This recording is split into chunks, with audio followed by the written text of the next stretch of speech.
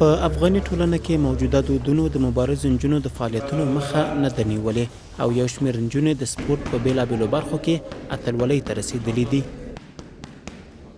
صدف رحیمي هم د همدغو مبارزو نجونو له ډلې څخه ده.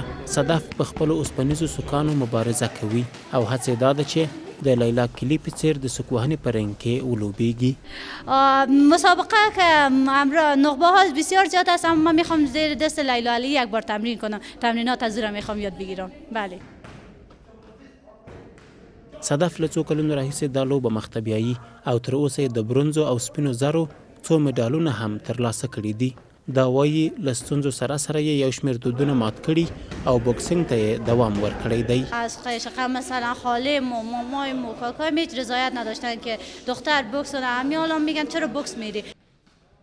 د صدف یو ملګری هم د صدف کرکټر ستایي او فعالیتونه یې د پام وړ بولي. بسیار یک دختر خوب است.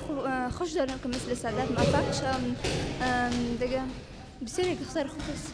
د صدف روزونکي هم د نوموړي له فعالیتونو خوښي څرګندوي او وایي د صدف د سوکانو ضربې متعجبه کړې ده.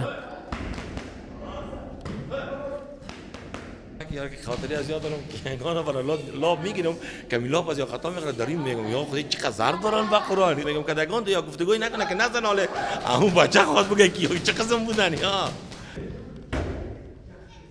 صدف رحیمي وایي د ژوند تر ټولو ستره هیله یې دا ده چې د نړۍ له وتلي سوک وهونکي محمد علي کلي سره وګوري.